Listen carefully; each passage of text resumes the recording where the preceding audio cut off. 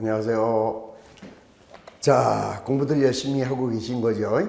자, 지난번에 숙제를 내드렸는데 혹시라도 숙제를 안 해오신 분이 있다면 강의를 지금 들으면 안 되죠. 먼저 숙제를 풀어보시고 그리고 강의를 들어주시기를 다시 한번 부탁드립니다. 자, 교재 50페이지에 자, 1번 다음 중 거래에 해당하는 것은 모두 몇 개냐? 자, 우리 거래라고 하는 것은 경제적 사건이죠. 거래란 자산이나 부채에 증감 변화가 있으면 거래다. 그러니까 말로만 이루어지는 거, 뭐 약속을 했다든지 주문을 했다든지 채용을 했다든지 보관, 담보의 제공 이렇게 말로만 이루어지는 것은 거래가 될 수 없다. 자, 기억번. 화재가 발생하여 200만 원의 건물이 전부 소실됐다. 그러면 건물이 타버렸으면은 자산의 감소가 이루어지니까 1번은 거래죠. 2번. 은행으로부터 현금을 3천만 원을 차입했대요. 그러면 현금을 차입하면 현금이라는 자산이 증가하고 부채가 늘어나겠죠. 자, 세 번째. 월 급여를 300만 원 지급하기로 하고 직원을 채용했다. 직원의 채용은 거래가 될 수 없다. 자, 네 번째. 현금을 100만 원 분실. 현금이 100만 원이 없어졌답니다. 그러면 현금이 없어지면은 현금이라는 자산이 감소됐으니까 경제적인 사건이죠. 자, 5번. 거래처와 2년간 500만 원의 상품을 공급하기로 계약을 했대요. 자, 거래의 계약. 자, 약속, 주문, 채용, 보관, 담보 제공. 자, 요거 뭐예요? 주문하다. 뭐 그냥 계약을 한 거죠. 그냥 계약. 자, 계약도 거래가 아니다. 자, 6번. 건물에 대한 당월분 월세 35만 원을 현금으로 지급하면 현금이 나갔네요. 현금이 나갔으니까 거래죠. 자, 거래에 해당하는 것은 모두 4개가 된다. 자, 2번. 회계상 거래가 아닌 거. 1번. 거래처의 부도로 인하여 매출 채권의 회수가 불가능해졌대요. 그러면은 내가 외상으로 물건을 팔았는데 거래처가 파산을 했으니까 받을 돈을 못 받게 되겠죠. 그러면은 자산이 감소됐으니까 1번은 거래가 되죠. 자, 2번. 임대 수익이 발생하였으나 현금으로 수취하지는 못했다. 이건 조금 어려운 얘기인데 아직 개념이 좀 덜 잡힌 상태인데 이거는 거래예요. 이게 무슨 말이냐면은 우리 회계는 현금주의라는 것이 있고 그 다음에 요거의 반대가 발생주의. 현금주의는 현금이 들어왔을 때 수익으로 인식하고 현금이 나갈 때 비용으로 인식하는 게 현금주의예요. 근데 그에 비해서 발생주의라고 하는 것은 어떠한 경제적 사건이 발생하면 현금을 받았든 못 받았든 거래로 보겠다 이런 얘기죠. 그래서 지금 두 번째 보면은 임대 수익이 발생했으나 현금으로 수취하지 못했다. 그러면 임대료라는 수익이 발생을 한 거예요. 임대료라는 수익이 발생을 했는데 아직 돈을 못 받았죠? 그럼 받을 수익이 생겼으니까 아직 못 받았으니까 미수 수익이다. 이렇게 이제 회계 처리를 하게 되는 거죠. 그래서 경제적 사건이고 거래가 된다.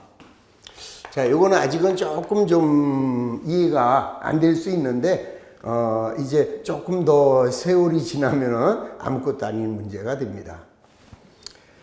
자, 세 번째. 기초에 매입한 당기손익 공정가치 측정 금융자산의 공정가치가 기말에 상승하였다. 이것도 이제 회계를 처음 배우시는 분들은 당기손익인식 공정가치 측정 금융자산이 뭐냐 이제 여기서 좀 헷갈리죠. 근데 이거는 그냥 간단하게 말씀드리면은 주식이에요. 또는 채권. 자, 내가 주식을 샀는데 그 주식의 채권 가격이 올라갔다 이 소리죠. 그러면 가격이 올라갔으니까 자산이 증가됐고 자산이 증가되니까 거래가 되는 거죠. 자, 3번은 거래다. 자, 네 번째. 재고 자산의 실사를 한 결과 기말 재고 수량이 장부상 수량보다 부족하다. 그럼 창고에 가서 재고 조사를 했는데 내가 가지고 있는 상품이 원래는 장부에는 100만 원으로 되어 있어요. 그런데 실제로 들어가서 카운트 해보니까 80만 원밖에 없다. 그러면 상품이 20만 원이 없어졌죠. 자산이 감소됐으니까 경제적인 사건이고, 자, 거래다. 5번. 기존 차입금에 대하여 금융기관의 요구로 부동산을 담보로 제공했다. 자, 우리 담보의 제공, 또 그런 거래가 아니다 그랬죠. 그래서 5번만 정답이 되는 것이다. 자, 넘어갑니다. 51페이지로 넘어가시면, 자, 혼합거래에 속하는 거. 자, 우리는 이제 거래를 크게 세 가지로 나눴죠. 교환거래냐, 손익거래냐, 그 다음에 혼합거래냐.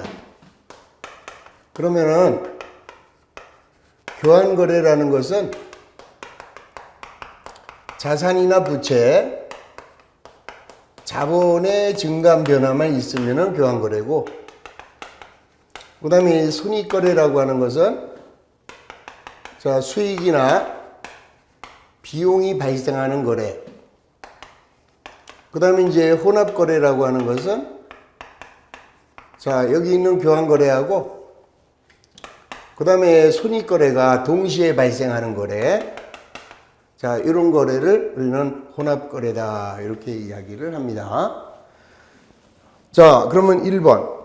기계장치를 120만 원을 구입했는데 100만 원은 현금으로 주고 잔액은 월말에 지급하기로 하였다. 그러면 이제 요거를 이제 경제적인 사건이니까 분기를 한번 해보는 거죠. 그러면은 기계장치를 구입했으면 기계장치라는 자산이 증가합니다. 얼마짜리냐? 120짜리. 그러면 기계장치라는 자산이 증가했고, 그러면 기계를 샀으면 대가를 지급해야 되는데 100만 원은 현금으로 지급. 그러면 현금이 100만 원이 나가면서 자산이 감소됐죠. 그럼 나머지 얼마? 20만 원 더 줘야 되는데 돈이 없어서 이달 월말에 주기로 했대요. 그러면 아직 안 줬죠. 아직 안 줬으니까 이때는 미지급금.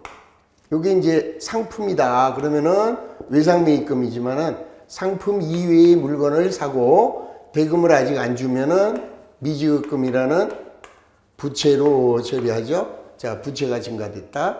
그러면 자산, 부채 따라서 1번은 교환거래가 되는 거죠. 자, 2번. 단기 차입금 10만 원과 이자 비용 2만 원을 현금으로 지급. 자, 단기 차입금은 뭐예요? 1년 안에 갚기로 하고 빌린 돈인데 빌린 돈을 10만 원 하고 그에 대한 이자를 현금으로 지급했어요. 그러면은 현금이 나갔네요.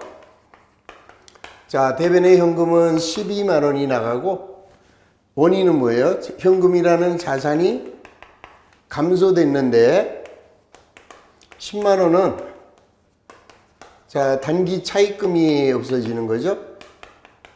부채의 감소.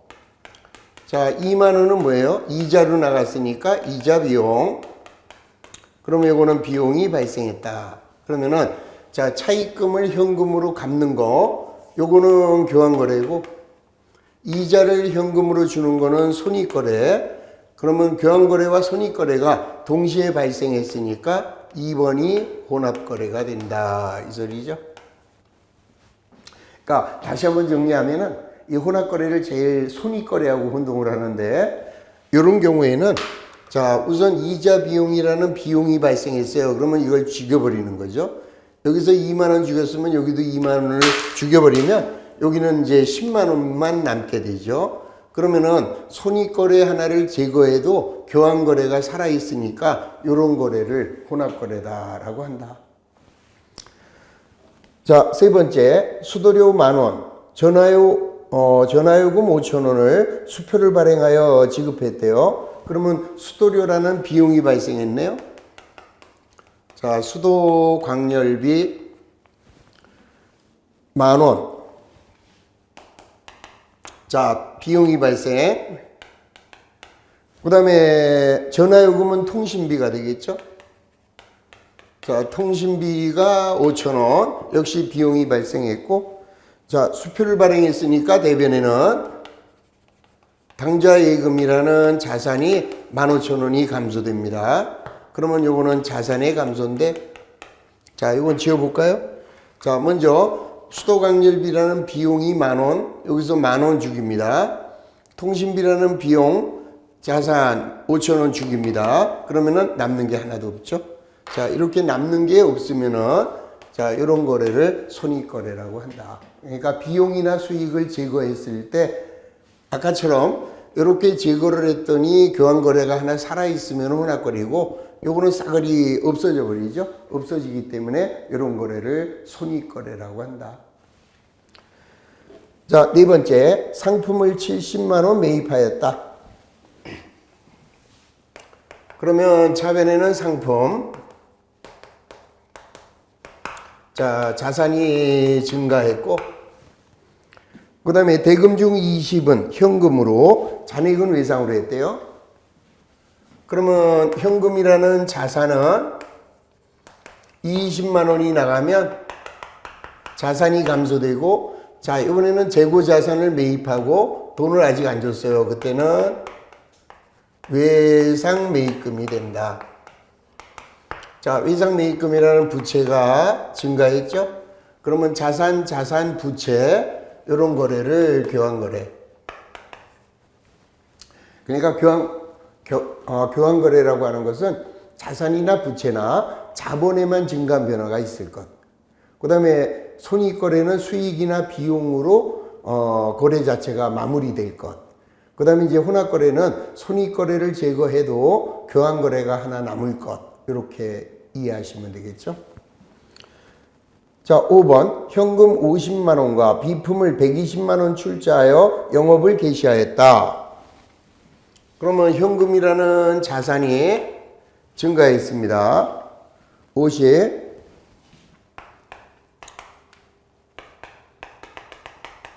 자, 또 비품이라는 자산이 늘어났죠. 자, 비품이라는 자산은 120. 자, 역시 자산이 증가했고, 요걸 가지고 영업을 개시하면은 자본이 되겠죠. 자, 자산과 자본의 거래니까 얘는 교환거래가 된다. 그래서 문제가 요구하는 혼합거래에 해당하는 거, 요거는 2번만 정답이 되는 것이죠. 자, 4번 다음 중 부채의 증가가 수반되지 않는 거. 자, 요건 사실은 현재 여러분들의 실력으로는 좀 무리한 문제였어요. 이게 그래서 원래 기초회계는 쭉 끝까지 들어가고 한 바퀴 돌게 되면 그때 가서 쉬워지는 거예요. 그러니까 지금은 잘 모르는 게 나와도 그런가 보다 하고 넘어가시기를 부탁드립니다. 자, 무슨 말이냐? 부채의 증가가 수반되지 않는 거래래요. 그러면 1번 사채를 액면 이하로 할인 발행을 했겠죠. 자, 할증 발행이 아니라 할인 발행하다. 고쳐주시면 돼요. 자, 사채를 발행했어요. 그러면 사채라고 하는 것은 기업이 필요한 자금을 조달하기 위해서 발행하는 채권. 그래서 기업이 사채를 발행하면 사채라는 부채가 증가되는 거죠. 자, 얼마라고는 안 했어요. 그러면 예를 들어서 100원의 사채다. 근데 사채 가격이 100원짜리인데 액면 이하로 발행했죠. 액면 이하로 발행하면 할인 발행이고 액면보다 높게 발행하면은 할증 발행이다. 이렇게 얘기를 해요. 그러면 100원짜리 사채를 얼마에 발행했느냐? 90원에 발행하면, 자, 여기서 10원이 사채를 할인해서 발행해서 차이가 났다. 그래서 할인 발행 차금이 되고, 자, 이때 사채라고 하는 것은 기업이 필요한 자금을 조달하기 위한 채권이기 때문에 부채가 증가된 거죠. 그러면 부채의 증가가 수반됐네요. 자, 잘 몰라도 요 1번 같은 경우는 조금 어려운 게 아니라 안 배워서 어려운 거죠. 이제 뒤에 가서 우리가 이제 부채 회계를 배웁니다. 그때 사채라는 단원을 배우게 되면 그걸 배우고 나면 아무것도 아닌 거죠. 자, 2번. 5주 후에 지급되는 현금 배당을 결의하였다. 이것도 그래요. 자, 이게 참 어려운 얘기인데 이거는 이제 뭐냐면은 회사가 이익이 나왔어요. 그럼 이익이 나오면 주주들한테 배당을 해주겠죠. 그러면은 배당을 해주게 되면 여기서 뭐가 없어지느냐? 미처분 이익 잉여금을 이 무슨 말인지 이해가 안 되시죠? 자, 미처분 이익 잉여금이라는 이 자본이 감소가 돼요. 그러면 자본이 30원이 감소되면서 자, 누구에게 주는 거예요? 주주들한테. 그러면 주주들한테는 현금으로 배당을 할 수도 있고 주식으로 배당을 할 수가 있는데 오늘 현재 주식으로 주는 게 아니라 현금으로 배당하기로 결의만 한 거죠. 그럼 아직 안 줬죠. 아직 안 줬기 때문에 여기서는 뭐가 되느냐? 미지급 배당금이라는 이런 부채가 생기게 돼요. 그랬다가 이제 얼마 후에 자, 이 미지급 배당금을 현금으로 주겠죠. 이렇게 해서 자, 요건 이제 자본인데 아직까지 자본 회계를 안 배우셨으니까 이것도 그냥 그대로 넘어가시면 돼요. 자, 결론. 부채가 늘어났습니다. 자, 제가 이제 설명하면서 여러분들이 조금 이해하기 난해할 거다라는 생각이 들면은 자, 이렇게 표시를 해드릴 테니까 요건 지금 어떻게 하시면 돼요? 그냥 무시하시면 돼요. 몰라도 무시. 자, 세 번째, 대여금에 대한 당기 발생분 이자를 회계 처리하였다. 자, 이건 뭐냐면은 내가 돈을 빌려줬는데 자, 이자가 발생했어요. 그럼 우리 아까 제가 우리 회계는 현금주의가 있고 그 다음에 발생주의가 있다라고 했죠. 그럼 예를 들어서 이렇게 여기가 20년, 여기가 21년. 자, 우리가 이제 여기서 돈을 빌려줬고 1년이 지나서 12월 말일날 이자를 받기로 했습니다. 근데 상대방이 미안하다. 1월 10일날 주겠대요. 1월 10일날. 그러면 좌우지간에 돈은 1월 10일날 들어오겠지만 이자라는 수익은 20년도에 발생한 거죠.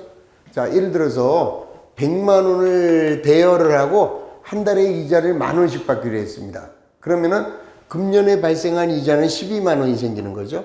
그러면 12월 30일 날 이자 수익은 발생을 했죠. 자, 12만 원이 발생을 했는데 아직 안 받았잖아요. 언제 받기로 했어요? 1월 10일 날.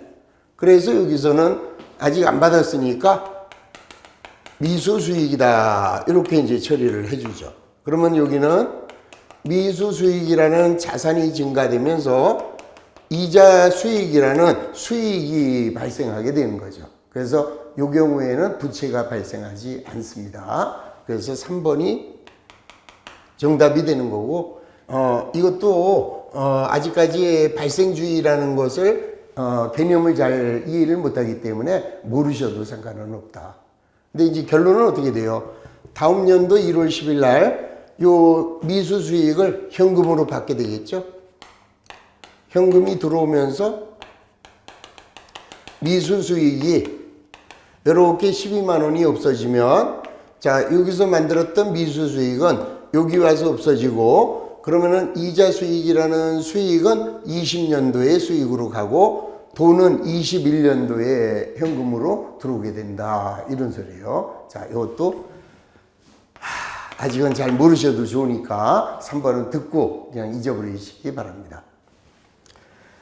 자, 네 번째. 2년간 무상으로 보증해 주기로 하는 자동차를 현금으로 팔았대요. 자, 보증해 주는 거, AS 해 주는 건 지금 생각할 필요가 없습니다. 자, 자동차를 팔았대요.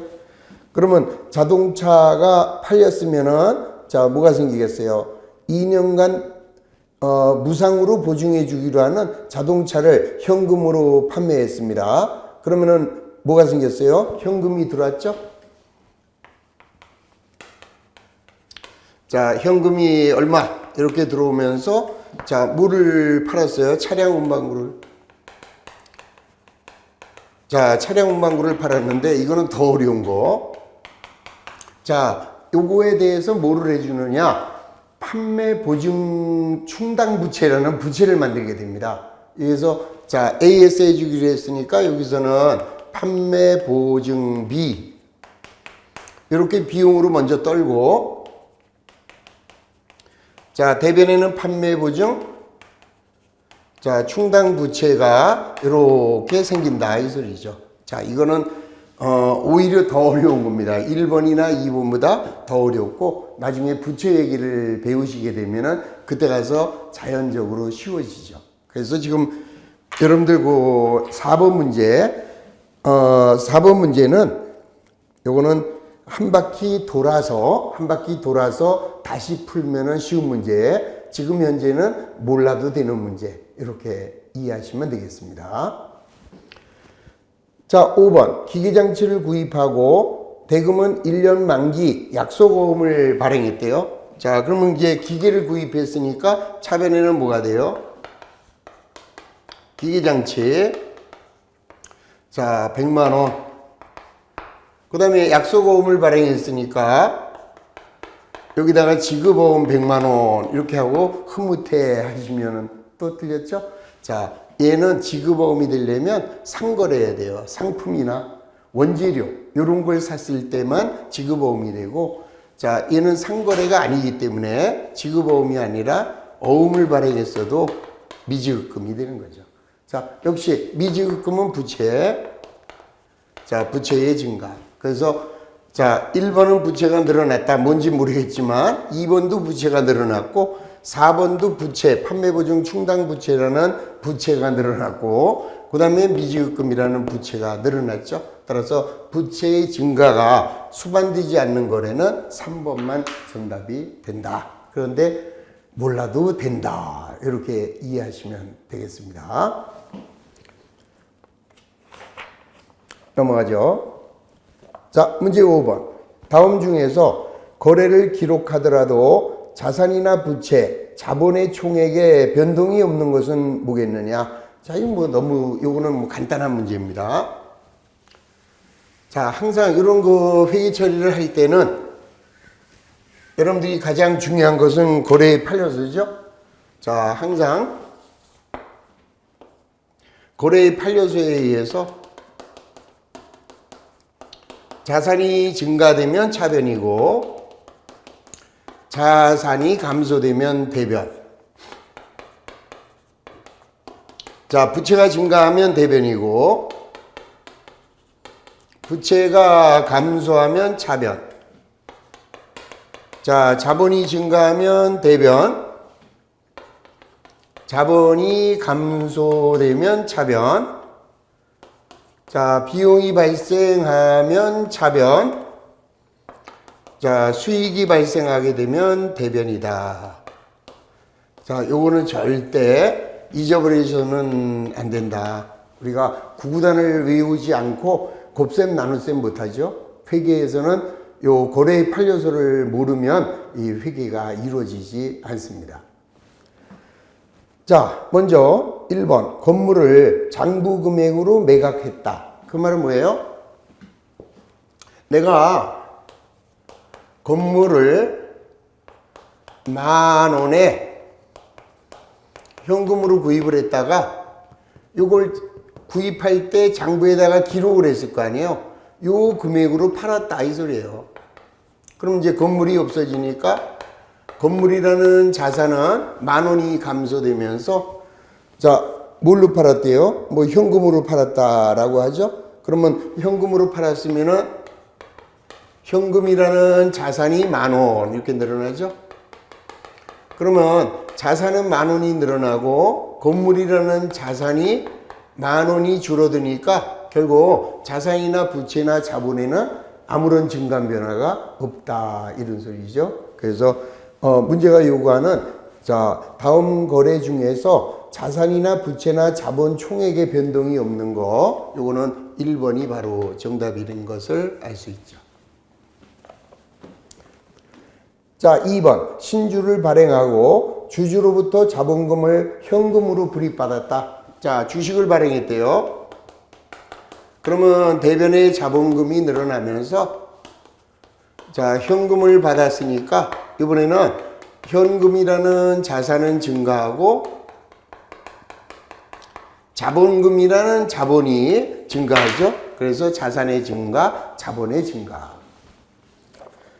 자, 3번. 토지를 취득하고 사채를 발행했습니다. 그러면 토지를 샀으니까 차변에는 토지. 그리고 이제 뭐를 발행했어요? 사채를 발행한 거예요. 기업이 필요한 자금을 조달하기 위해서 사채를 발행했는데, 자, 이번에는 돈 대신에 토지를 받았다. 이 소리죠. 자, 좌우지간에 토지라는 자산이 증가하면서, 자, 이번에는 사채라는 부채가 증가했죠. 자, 자산의 증가와 부채의 증가. 자, 네 번째, 배당금으로 현금을 지급했다. 그럼 아까 배당금, 아까 그 문제에서 뭐 했어요? 우리가 미지급 배당금으로 해놨죠? 요 4번은 자, 미처분 이익잉여금이라는 자본이 감소되고 아직 안 줬으니까 미지급 배당금을 10,000원 이렇게 해놨어요. 부채로. 그랬다가 오늘 요거를 줬다 이 소리죠. 자, 그러면은 미지급 배당금을 10,000원 현금으로 지급을 했으니까 미지급 배당금이라는 부채는 감소되고 현금이라는 자산은 감소가 됐죠. 그러면은 부채가 감소되고 자산이 감소됐으니까 증감이 있었다.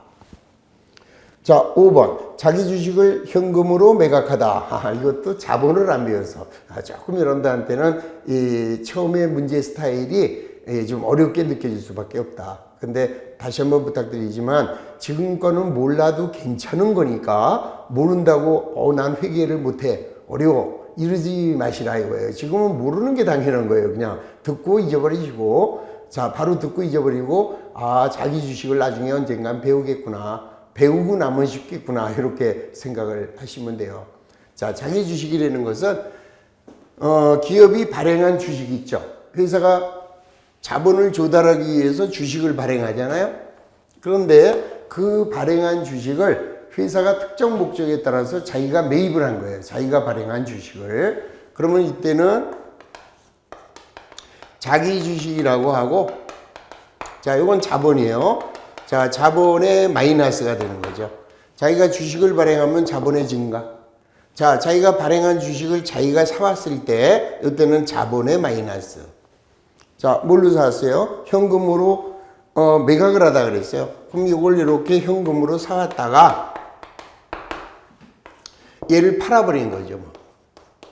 그러면 대변에 자기 주식이 10,000원 없어지면서 자, 그냥 10,000원 현금으로 들어왔다고 칠게요. 그러면은 현금이라는 자산은 증가하면서 자, 자본의 다시 증가가 이루어지는 거죠.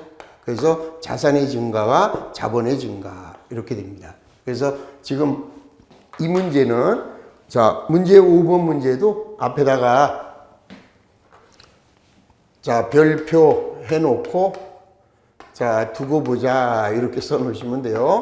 자, 뭘 배우면 돼요? 나중에 부채 회계하고 자본 회계를 배우고 나면 무진장 쉬운 문제, 그리고 지금은 전혀 기초회계에서는 몰라도 되는 문제 이렇게 이해하시면 되겠습니다. 자, 문제 6번. 자, 아예 그렇게 할까요? 자, 조금 이 현재 여러분들이 어렵다라고 느끼시는 것들은 그냥 빼고 할까요? 아니, 근데 지금 공부하신 분들이 있잖아요. 그래서 그분들을 위해서 제가 설명을 해드리는데 절대로 제가 회계를 처음 배우시는 분들은 이거 모른다고 해서 이거 회계가 어렵구나 난 못해 이런 생각하지 마시라는 거죠. 왜? 때가 되면 다 알게 되는 거니까. 그래서 회계를 처음 배우시는 분들은 무시하셔도 돼요. 무시하셔도 되고 조금 공부하신 분들은 그냥 한번 옛날 생각할 겸 한번 풀어보는 거죠. 자, 6번. 취득원가가 100만 원이고 감가상각 누계액이 40만 원이 기계장치를 70만 원에 외상으로 처분했대요. 그러면 재무상태에 어떠한 영향이 있겠느냐? 자, 이것도 마찬가지.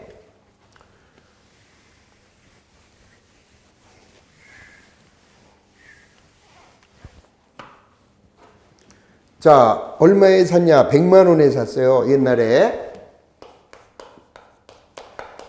기계를 100만 원에 사가지고, 자, 이런 기계는 사용하면 사용함에 따라서 값어치가 떨어지겠죠.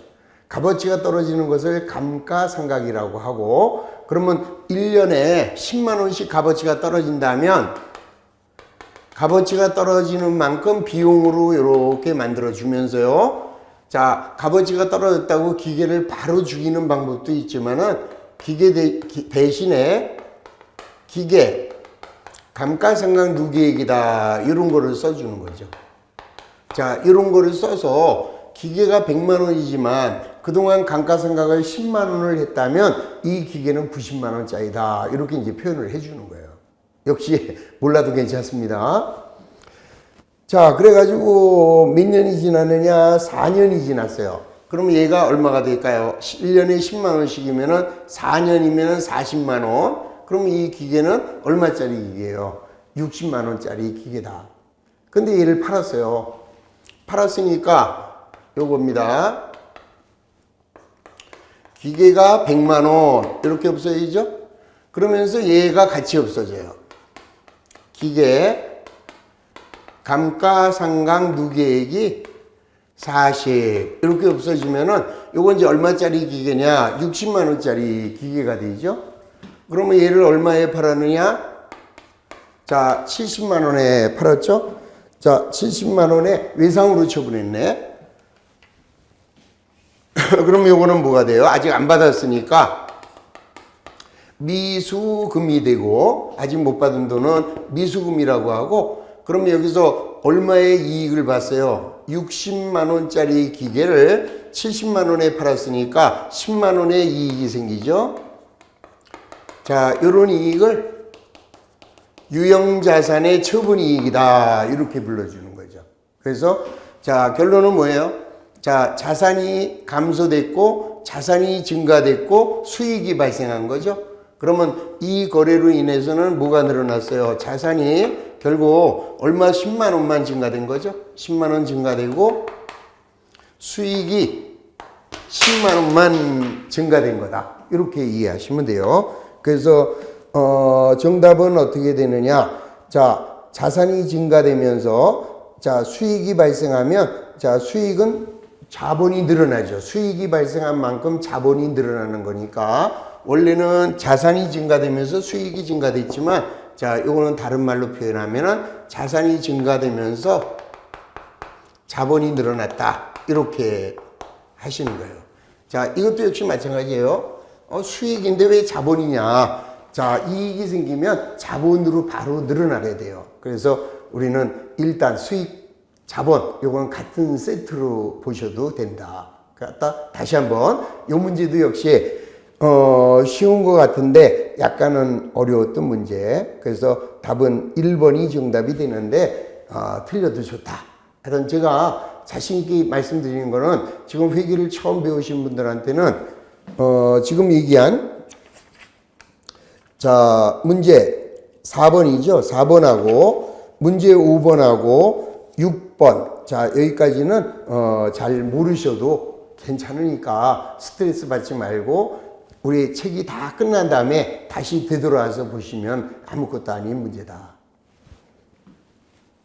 자, 7번입니다. 자, 주식회사 합격은 400만 원의 기기장치를 구입한 대가로 100만 원을 현금으로 지급하고 나머지 잔액은 90일짜리 약속보험으로 지급하였다. 자, 이러한 거래가 자산이나 부채나 자본에 미치는 영향. 자, 그럼 역시 자, 400짜리 기계를 사왔네요. 그럼 차변의 기계장치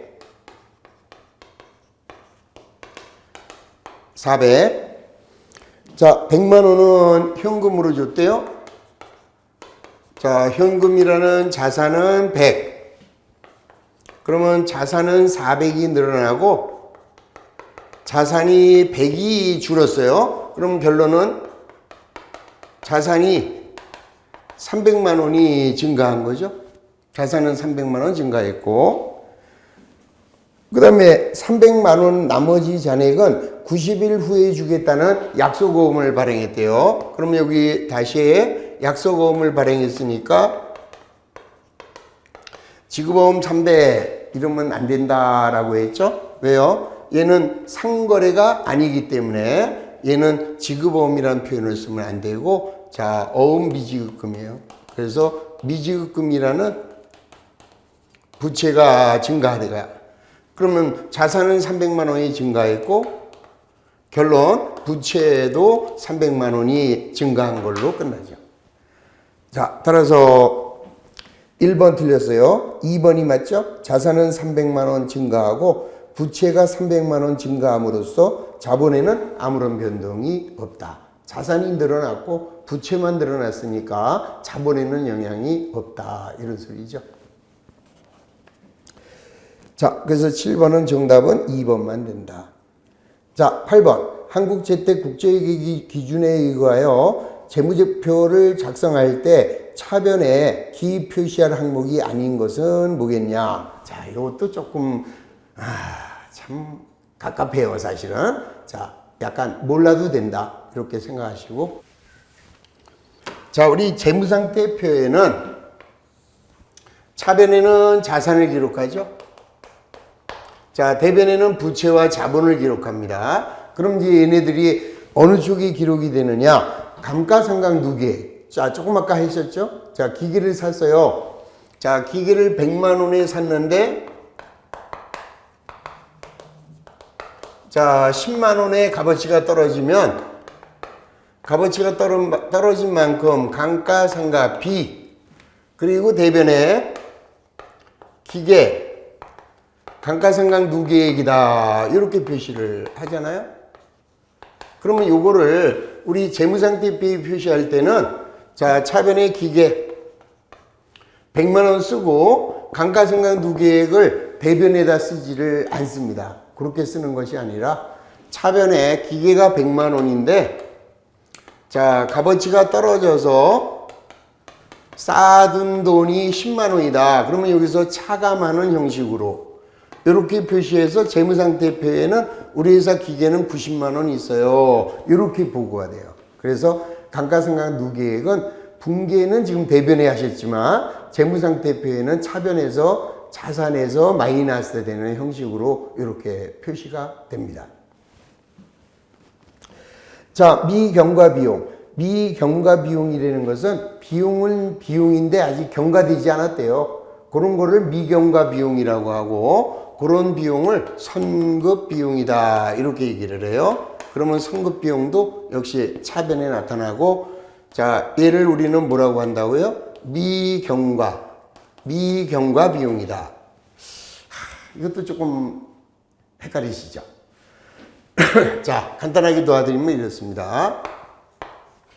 우리 회계는 반드시 현금주의와 발생주의를 이해하는데, 여기가 20년이고 21년이에요. 자, 20년 7월 1일 날 1년분 보험료 120만 원을 현금으로 줬어요. 그러면 7월 1일 날 차변에 보험료 120, 대변에는 현금 120 이렇게 기록을 했죠. 그런데 결산은 12월 31일이에요. 그러면 자, 120만 원 중에서 6개월분은 당해연도 보험료지만 나머지 6개월분은 아직 경과되지 않은 보험료죠. 자, 아직 경과되지 않았으니까 죽여라.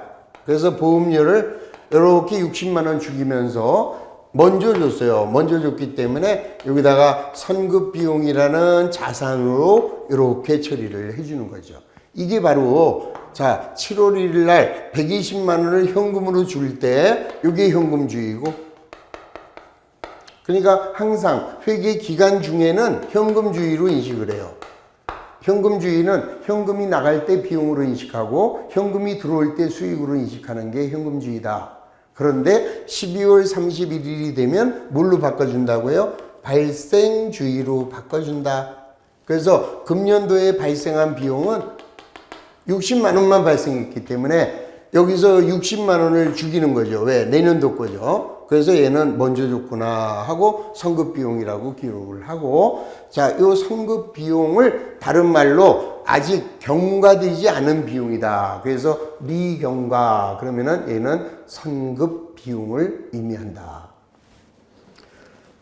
자, 그러면 미경과 수익은 뭐겠어요? 이거는 이제 반대의 이야기. 그래서 자, 얘는 미경과 수익은 먼저 받은 수익으로서, 자, 선수 수익, 그러면 얘가 뭐 30만 원이면 30만 원 이렇게 나타나죠. 그래서 이 문제가 요구하는 차변에 기입되지 않는 항목은 선수 수익을 의미하는 거죠. 자, 선수 수익이 뭔가 다시 볼게요. 자, 우리는 7월 1일 날 1년분 집세를 선불로 받았어요. 1년 집세를. 그러면 차변에 현금이 60, 그리고 대변에는 집세를 받았으니까 60. 자, 현금주의에 의하여 현금이 들어왔을 때 수익으로 인식을 합니다. 그런데 오늘이 결산 12월 말일로 볼 때는 30만 원만 금년도 수익이지 30만 원은 아직 경과되지 않았잖아요. 그래서 이 30만 원을 미경과 수익이라고 하고, 그러면 여기 있는 임대료에서 30만 원을 빼야 되죠. 왜? 당해연도 수익이 아니니까. 그래서 얘는 아직 경과되지 않았기 때문에 선수 수익이다. 이렇게 해서 자, 오른쪽에 부채로 나타나게 된다. 이 소리죠. 자, 이것도 아직 모르셔도 신경 쓰지 마십시오. 자, 그 다음에 손실충당금. 이것도 아직 안 배웠어요. 채권 채무를 배워야 되는데, 자, 우리가 받아야 될 외상 매출금이, 자, 100만 원이 있어요. 그런데 우리가 외상으로 물건을 팔면 그 100만 원 다 회수하나요? 그렇진 않죠. 그 중에서 얼마쯤 못 받을 것 같다, 이런 예상을 해서 미리 비용으로 떨어버려요. 이것도 이제 나중에 발생주의가 뭐냐를 배우시면서 알게 돼요. 그래서 한 10만 원은 못 받을 것 같다. 그럼 미리 여기서, 자, 10만 원은 내가 받을 돈이 아니니까 여기서 미리 죽여버리죠. 이렇게. 그래서 내가 받을 수 있는 외상 매출금은 90만 원이야. 이렇게 해서 차감하는 형식으로 손실충당금도 표시합니다. 따라서 손실충당금도 차변에 기록되는 과목이죠. 자, 이연법인세 자산. 자, 이건 자산이네. 그냥 모르셔도 돼요. 이것도 이연법인세 자산. 자, 그래서 손실충당금, 감가상각 2개, 미경과 비용, 이연법인세는 차변에 나타나고 선수수익은 대변에 나타난다. 이렇게 이해하시면 되고, 자, 아직 이해가 안 되신 분은 몰라도 좋다. 괜찮아요. 진짜 몰라도 되는 겁니다. 자, 그 대신 9번 정도는 알아야죠. 자, 우리는 이제 계정을 크게 두 가지로 나눴습니다. 자, 실제로 존재하는 실제 계정과, 자, 이름뿐의 계정, 명목 계정. 그러면 실제 계정은 자산이나 부채나 자본을 말하고, 자, 명목 계정은 자, 수익이나 비용을 말한다. 기억나시죠? 그러면 명목 계정이 아닌 거 그랬으니까 자산, 부채, 자본을 찾으시면 되죠. 자, 1번 배당금 수익, 수익이죠.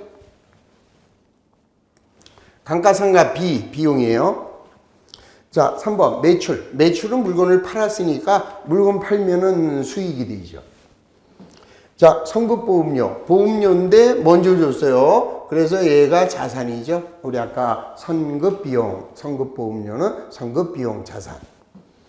자, 매출원가, 이번에 매출을 한 거에 원가니까 얘는 비용이 되겠죠.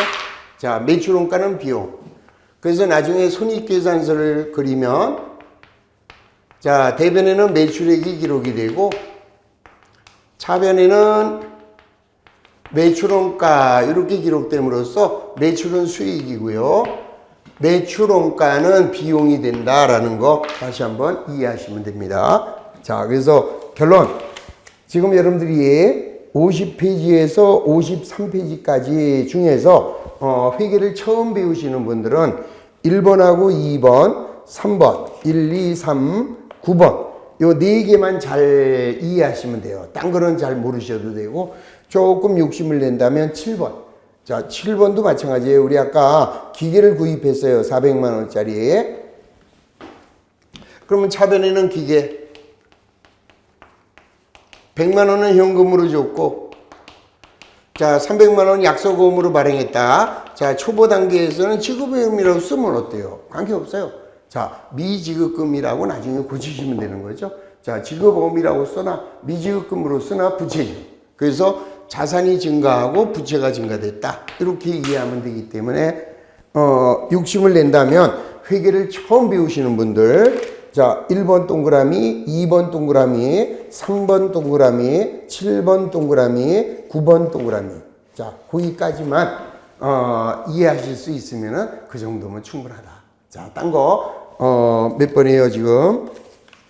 5번, 6번, 7번, 8번, 4번. 4, 5, 6, 7, 8. 절대 모르신다고 이 회계가 너무 어려워서 못하겠다 이런 생각 하시면 안 되는 거죠. 지금 9구단 2단도 모르는데 지금 9단짜리 문제가 나온 거예요. 틀리는 거 당연한 거고, 자, 이해가 안 되는 거 당연합니다. 그러니까 스트레스 받지 마시고 잠시 이런 문제들도 앞으로 배우겠구나 이런 마음으로 공부하셨으면 합니다. 자, 조금만 쉬었다가 자, 다음 시간에 계속 이어가겠습니다.